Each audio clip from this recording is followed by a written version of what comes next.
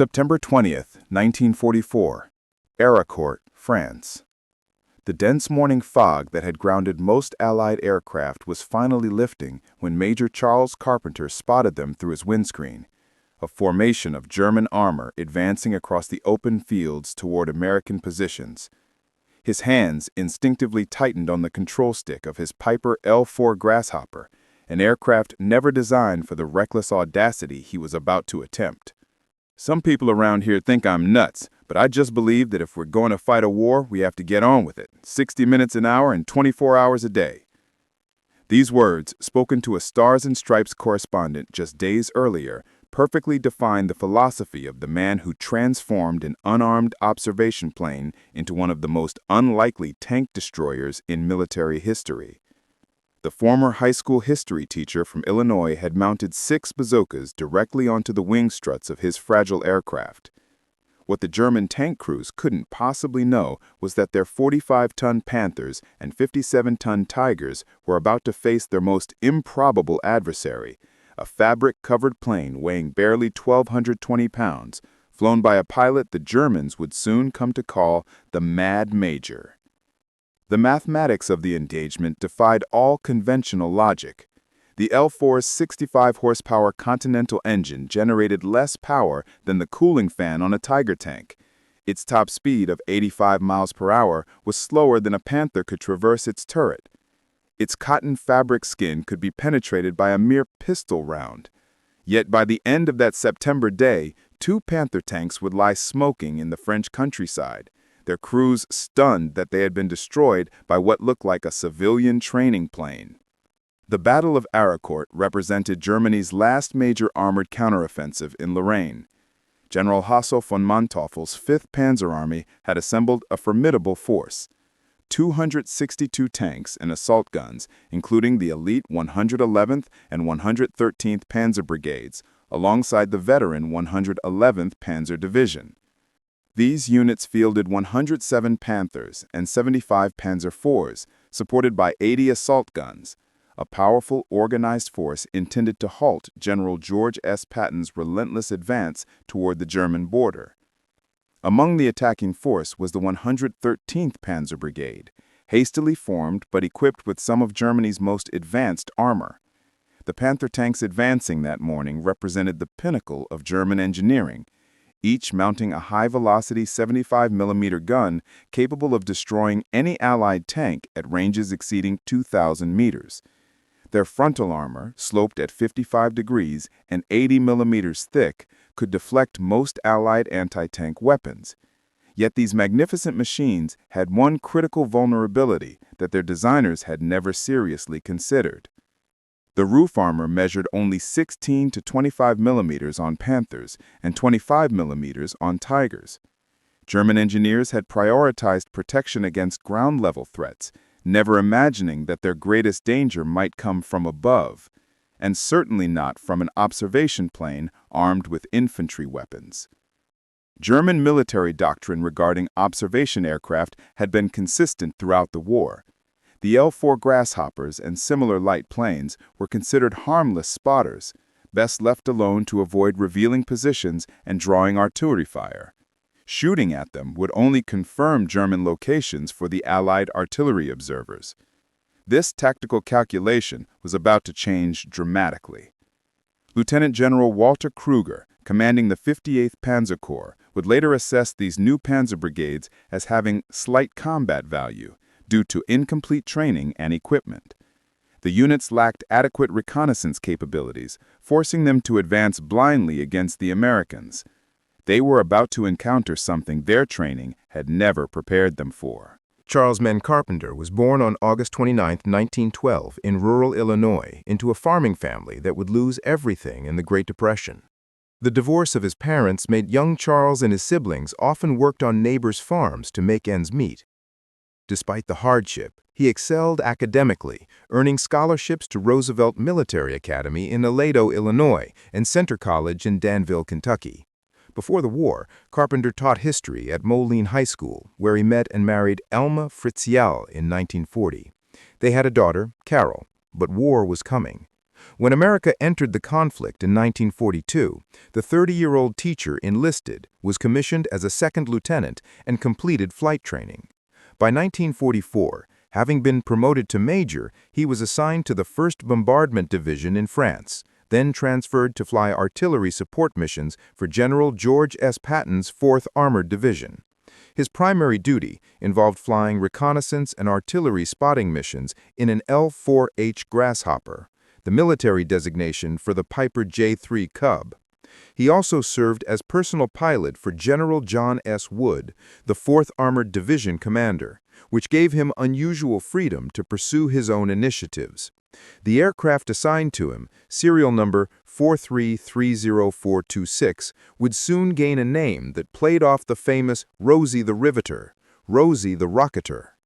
In August 1944, Carpenter wrote home to Elma, "Lately, I have been taking quite a few chances, but my luck has been marvelous.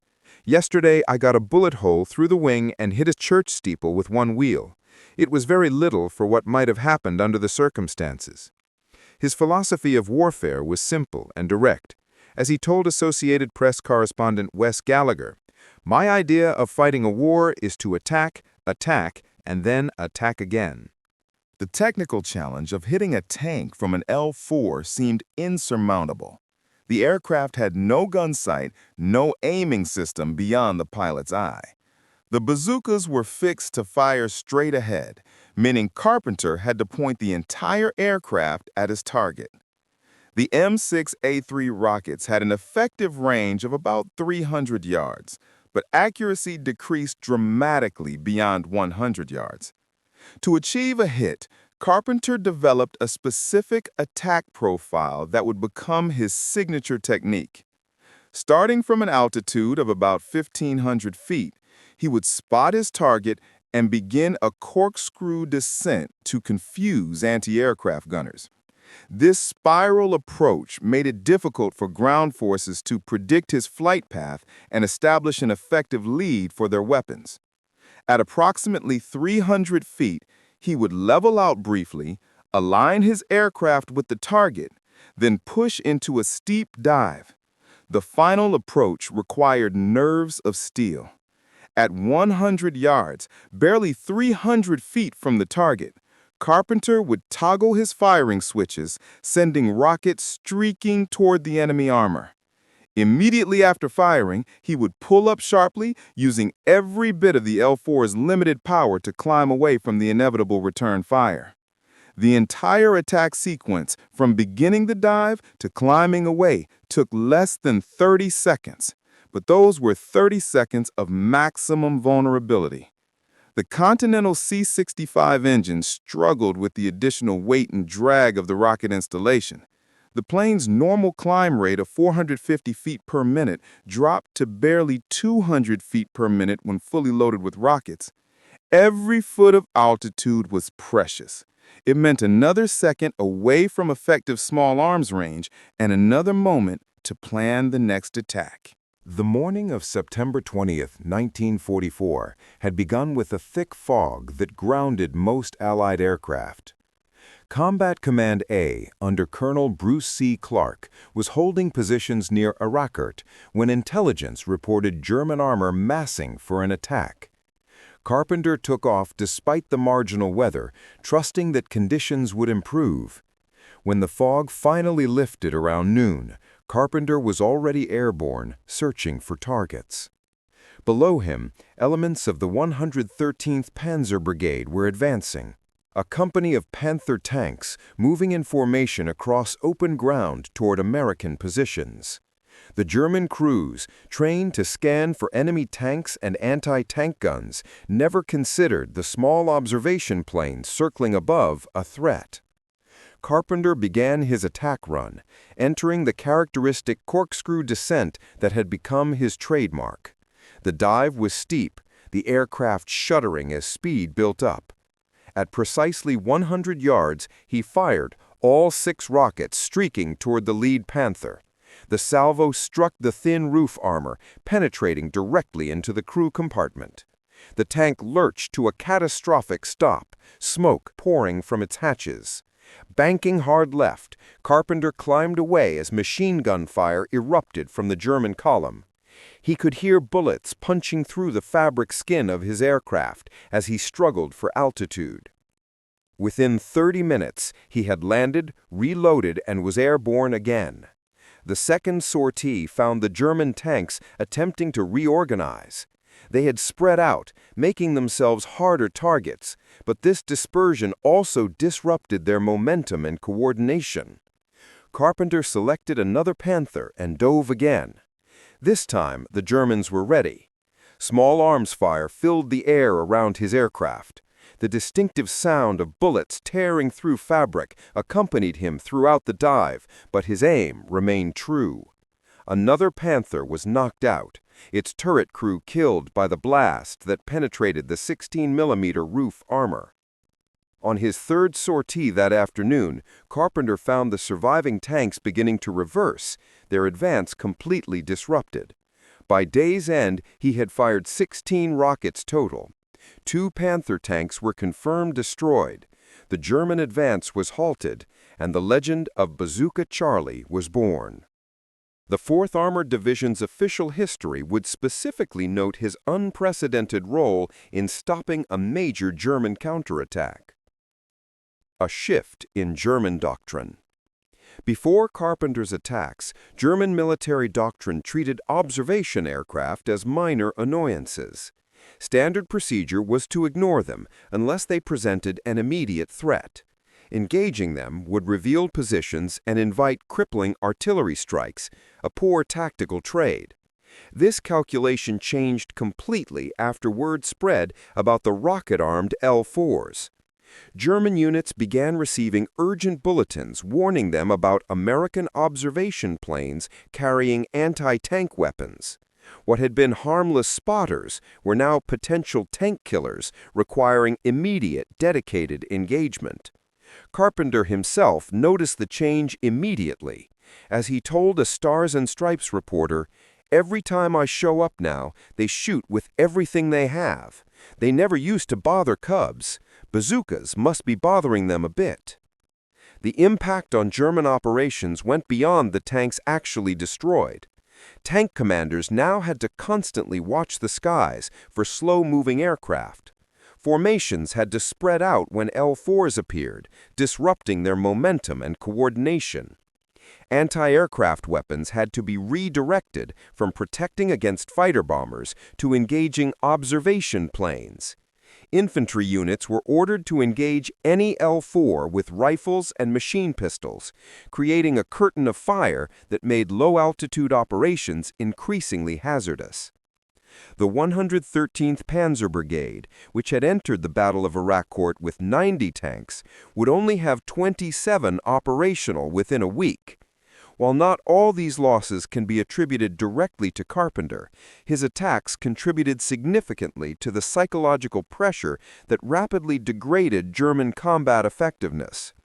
Tank crews who had felt relatively safe from air attack in poor weather now faced a threat that could appear at any moment. October. Refining the hunt.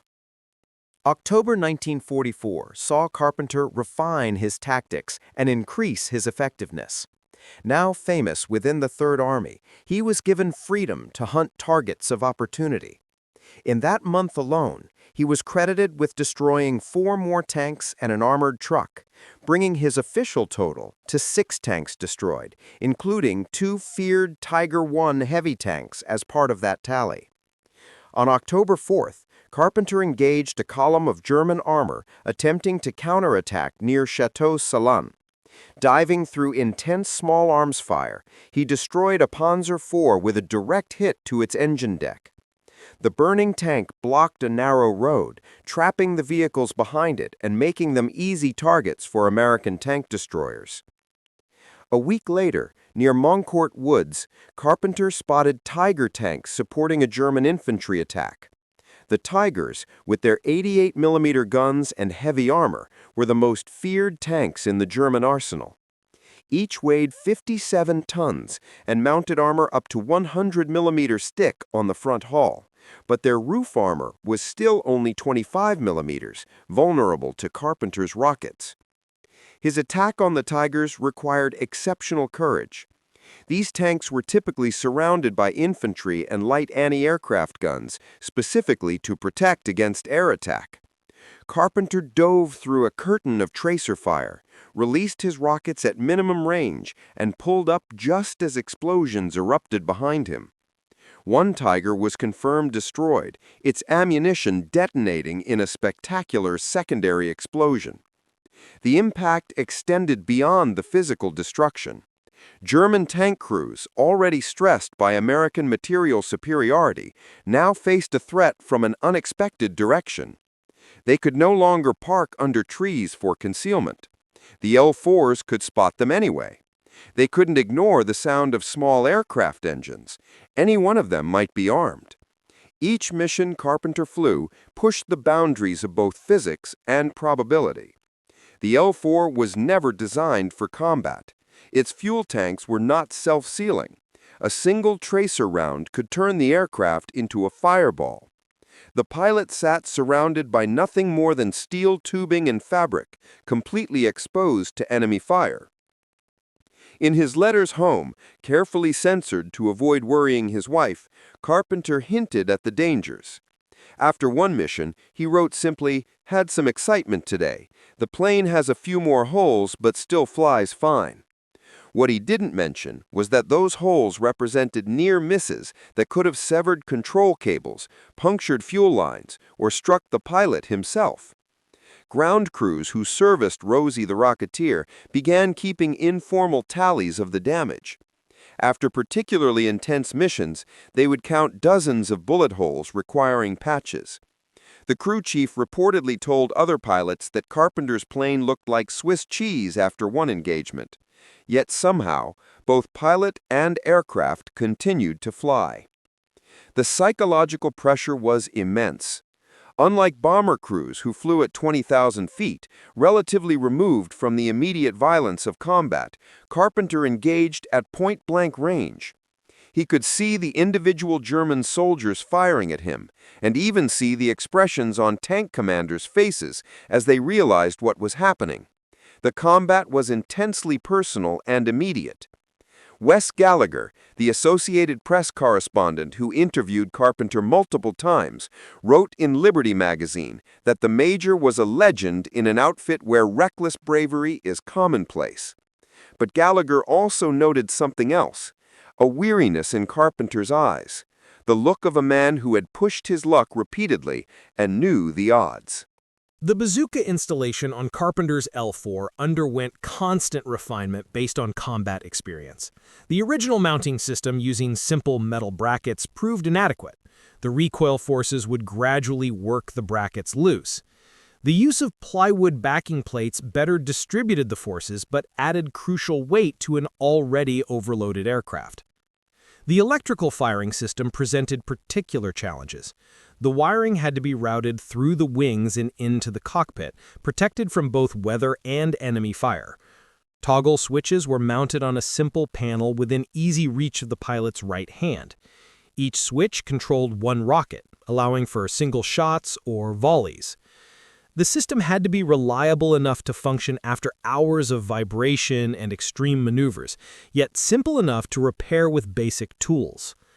Aiming remained entirely visual and intuitive. Carpenter developed his own system of reference points, using the engine cowling, the cockpit framework, and even scratches on the windscreen as aiming guides. He calculated lead angles based on his approach speed and dive angle, compensating for wind drift and the rocket's trajectory. There was no backup system, no second chance. If he missed, he had to climb away under fire and try again. The rockets themselves presented unique challenges. The M6A3 heat rounds were designed for ground combat, fired from a soldier's shoulder at relatively stationary targets. Fired from a moving aircraft, their accuracy decreased significantly. The rocket motor burned for only 0.3 seconds, reaching maximum velocity quickly, but then coasting to the target. Wind, aircraft motion, and the rocket's inherent inaccuracy meant that even perfect aim didn't guarantee a hit. The scope of Aerocourt. The Battle of Eracourt, where Carpenter achieved his most famous success, represented more than just a tactical engagement.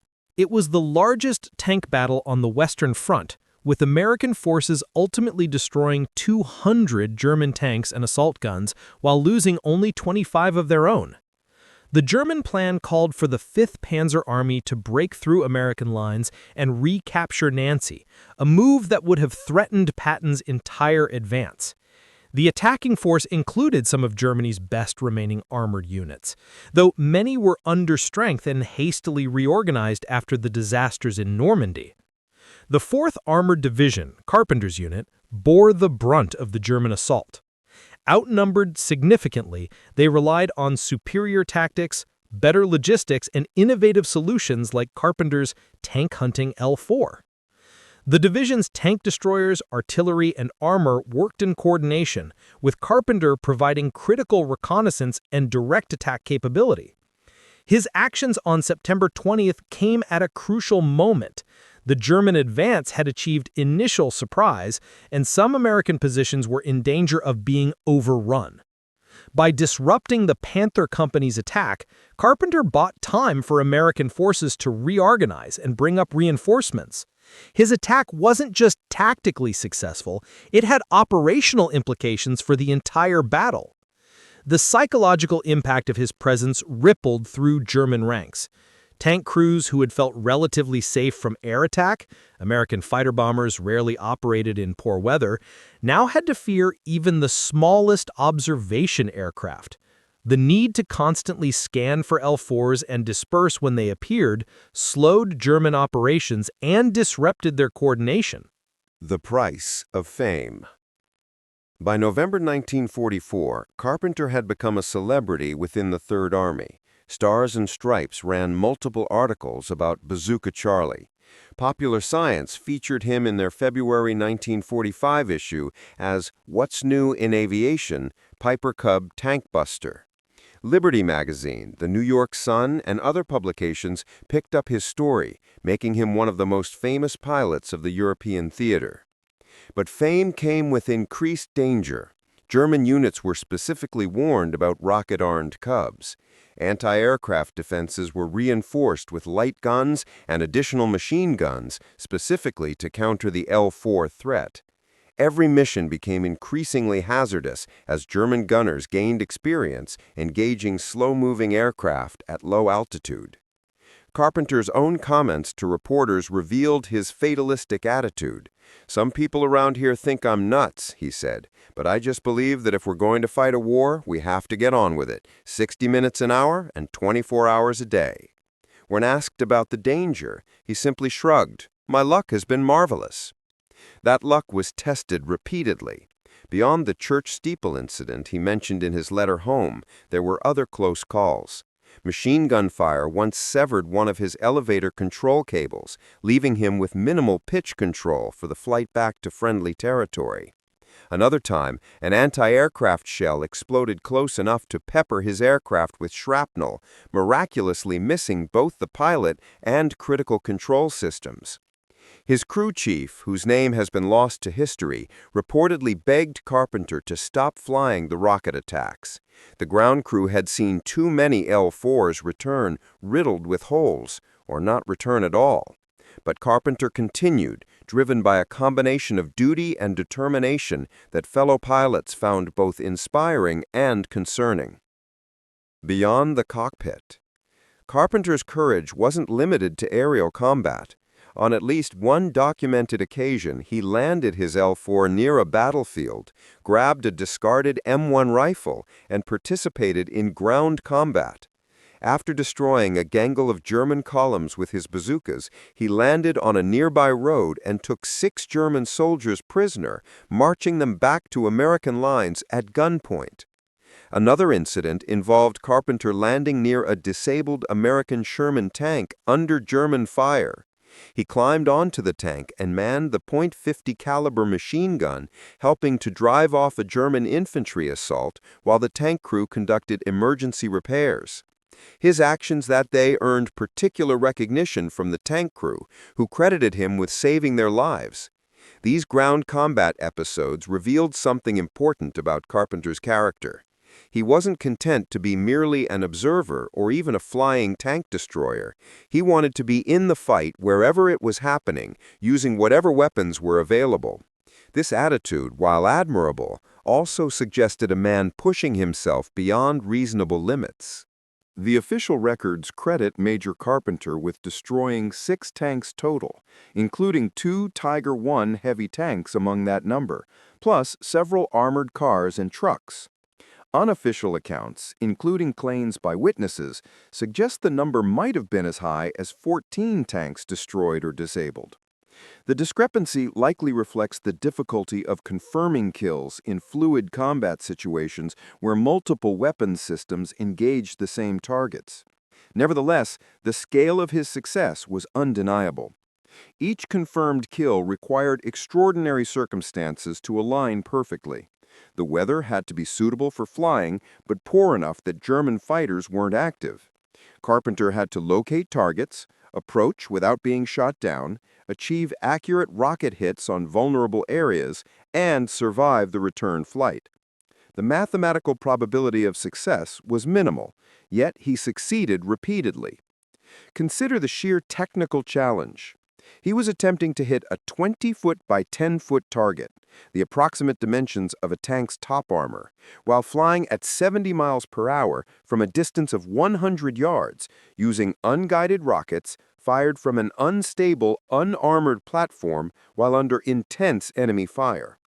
Artillery observers who witnessed Carpenter's attacks described them as impossible and insane. The 2 Tiger I tanks Carpenter destroyed represented particularly impressive achievements. Each Tiger cost 250,000 Reichsmarks to produce and required specialized crews trained for months. They were considered nearly invulnerable to most Allied weapons, yet they fell to rockets fired from an aircraft that cost the U.S. Army approximately $2,500 and required only basic pilot training to fly. The intelligence advantage. Carpenter's role extended beyond tank hunting. As an observation pilot and General Wood's personal aviator, he provided crucial intelligence that shaped operational decisions. His ability to fly low and slow, combined with his aggressive reconnaissance style, meant he often spotted German movements before other intelligence sources. His reports influenced several major decisions during the Lorraine campaign. When German forces attempted to concentrate for counterattacks, Carpenter's early warnings allowed American commanders to pre-position reserves and artillery. His detailed observations of German defensive positions helped plan successful attacks with minimal casualties. The intelligence value of the L-4s was already well established, but Carpenter's aggressive tactics yielded even more information. By forcing German units to react to his presence, shooting at him, dispersing their formations, moving to cover, he revealed positions and strengths that might otherwise have remained hidden. This intelligence work, while less dramatic than his tank hunting exploits, may have been his most valuable contribution to the war effort. The information he provided saved American lives and shortened engagements that might otherwise have become prolonged battles of attrition. Simplicity versus sophistication. The success of Carpenter's improvised weapons system highlighted a curious aspect of World War II technology. Germany, despite its reputation for advanced weaponry, had no equivalent to the simple, effective L-4 observation plane. The Wehrmacht relied on the Fieseler Fi-156 Storch for similar missions, but it was larger, more complex, and produced in much smaller numbers. The American approach, mass production of simple, reliable equipment, proved superior to the German emphasis on technological sophistication. The L-4 was essentially a civilian aircraft, pressed into military service with minimal modifications. Yet its simplicity was its strength, easy to fly, maintain, and repair with basic tools and materials. Germany's tank designers had created magnificent machines optimized for tank versus tank combat.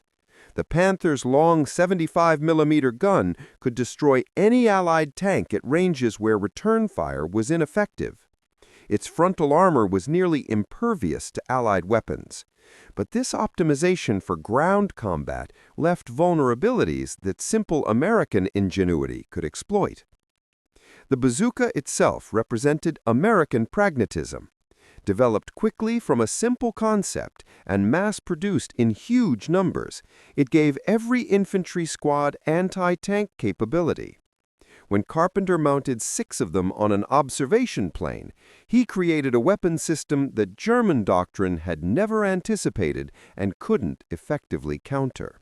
In March 1945, Major Carpenter began experiencing severe fatigue and other symptoms that forced him to reduce his flying schedule. A medical examination revealed advanced Hodgkin's disease, a cancer of the lymphatic system. Army doctors gave him a prognosis of approximately 2 years to live.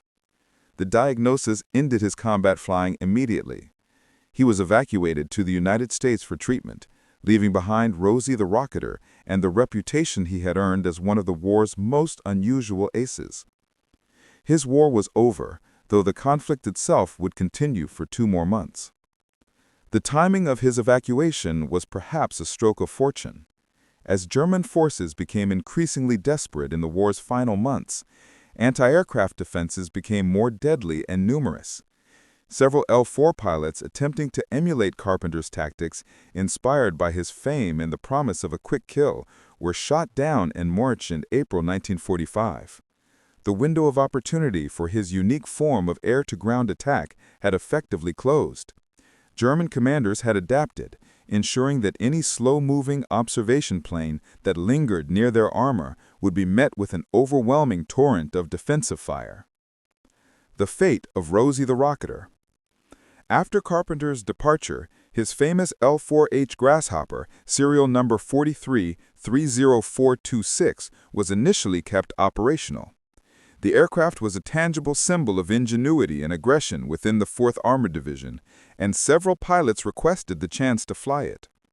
However, the unique stress the rocket launching system placed on the fragile airframe, coupled with the immense attention the plane drew from German gunners, led commanders to quickly ground it from combat duty.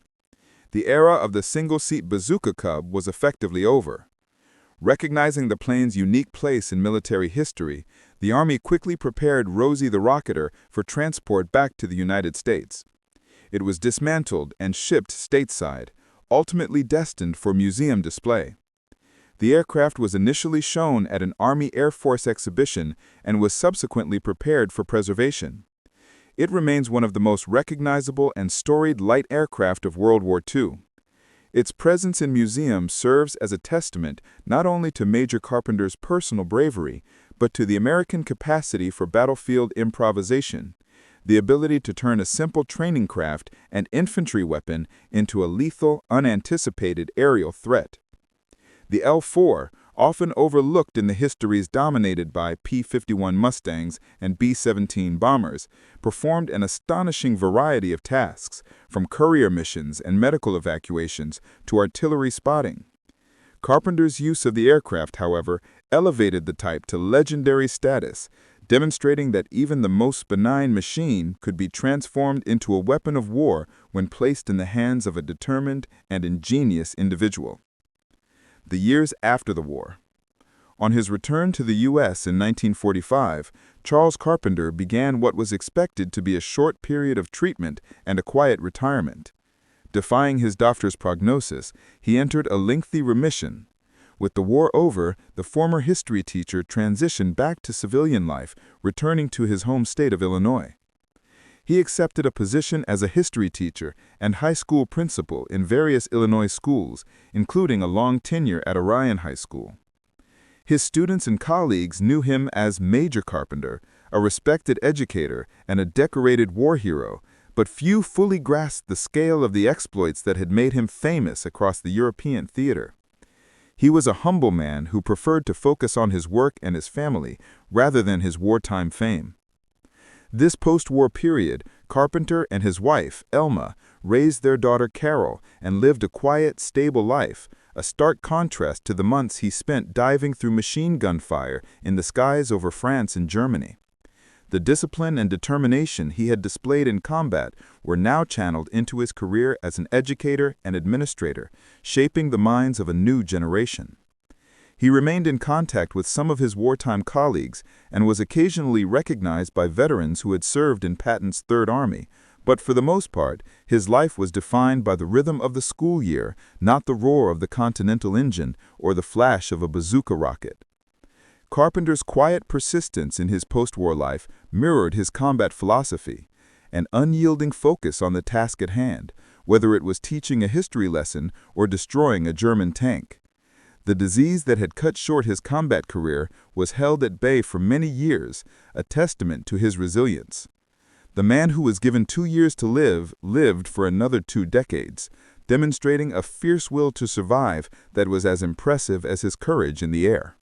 Despite the grim diagnosis of advanced Hodgkin's disease in 1945, Major Charles Carpenter exceeded his initial prognosis, returning home to his family and his career as a history teacher and school administrator.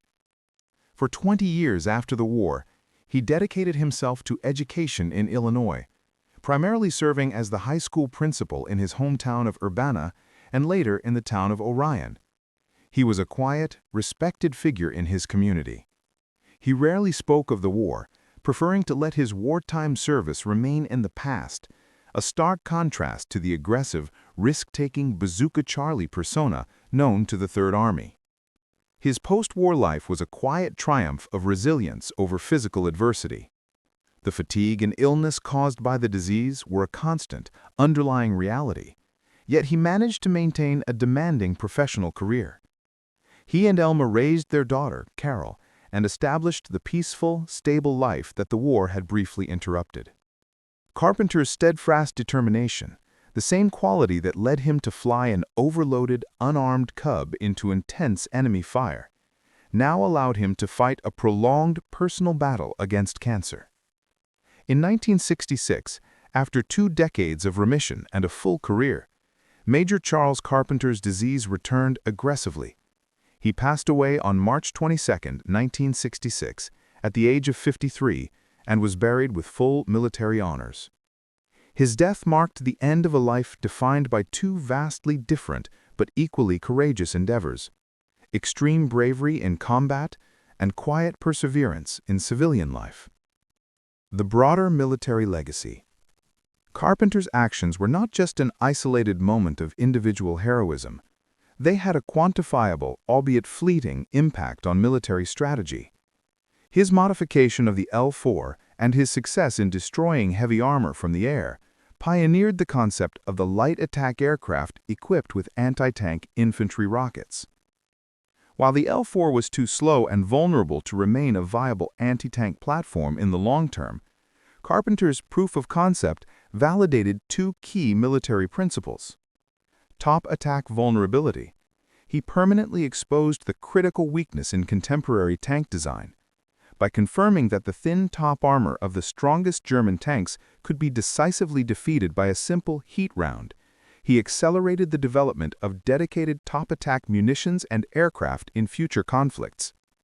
The vulnerability he exploited became a central consideration for tank designers and weapons developers in the decades that followed. Improvisation and low-cost solutions. The entire system, a $2,500 plane and 6 infantry bazookas, represented a remarkably cost-effective solution to a high-value threat, the $250,000 Tiger tank. His success underscored the importance of battlefield ingenuity and the capacity of frontline units to rapidly adapt and create effective weapon systems from available components, circumventing slow military bureaucracy. The legend of Bazooka Charlie also played a significant role in Allied psychological warfare. His exploits were widely disseminated by reporters like Wes Gallagher, providing a narrative of American ingenuity and individual heroism that countered the perception of German technological superiority in armor. To the Americans, it was a morale booster, a symbol that the average soldier, even a history teacher flying a glorified kite, could defeat the vaunted German war machine. To the Germans, it was an unwelcome and unnerving new reality that forced a costly reallocation of resources. The enduring technical lesson. The technical lessons learned from Rosie the Rocketeer were quickly incorporated into post-war aviation development.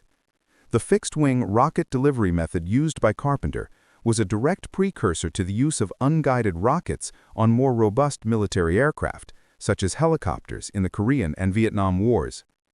His method, using the entire aircraft as a gun sight for fixed weaponry, was adopted by pilots of various aircraft types who needed to deliver accurate fire without sophisticated targeting systems. Moreover, the L-4's success demonstrated the importance of persistence in low-intensity air defense.